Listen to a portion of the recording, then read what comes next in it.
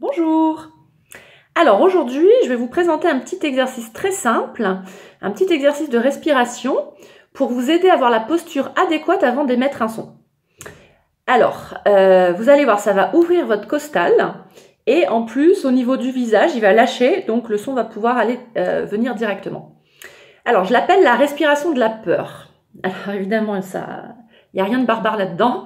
C'est juste un petit exercice très simple que le corps fait naturellement. Donc vous pouvez vous souvenir, par exemple, la dernière fois que quelqu'un est venu, vous ne l'aviez pas entendu venir et tout d'un coup, il vous fait bouh, je ne sais quoi. Et qu'est-ce que vous faites? C'est exactement ça. C'est le réflexe. Et quand vous faites ça, bizarrement, vous pouvez mettre vos mains au niveau des côtes et ça va s'ouvrir tout simplement.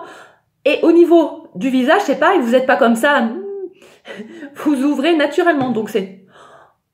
Et là, comme par hasard, vous êtes détendu, le son peut passer directement.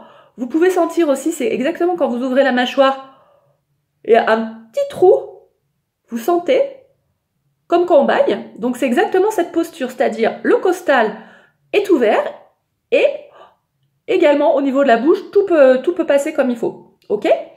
Alors, c'est une respiration donc qu'on utilise, comme je vous disais, pour vous préparer à chanter. Donc vous pouvez le faire régulièrement en sachant que quand ensuite vous chantez, si vous faites par exemple directement un son sans préparation corporelle, par exemple un i, vous allez faire i, vous entendez i, alors c'est un peu exagéré, vous entendez beaucoup d'air qui passe parce que justement il n'y a pas de préparation au niveau des muscles.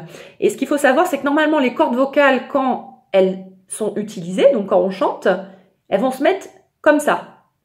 Si je fais un hi, par exemple, hi, je sens tout l'air qui passe et elle reste comme ça. Et le fait de se préparer, notamment par cette respiration, elles se remettent comme ça.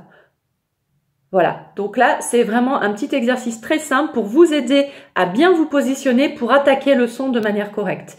Et alors, c'est clair qu'on ne peut pas faire cette respiration de la peur, entre guillemets, avant chaque note. Par contre, il faut toujours garder en tête que avant de chanter, avant que vous commenciez une phrase, il y a toujours, comme je l'appelle, la demi-seconde de préparation. Et le fait d'inspirer par le nez, ça vous permet justement de bien sentir votre costale, de l'ouvrir et de bien d'attaquer le son. Voilà, donc n'hésitez pas à faire ce petit exercice, vous allez voir c'est très facile, vous allez vraiment le sentir, on le fait naturellement sans s'en rendre compte et j'espère que ça vous aidera, pour ceux qui prennent déjà des cours de chant, à attaquer de manière plus juste et plus pertinente. Voilà, je vous dis à très bientôt, au revoir.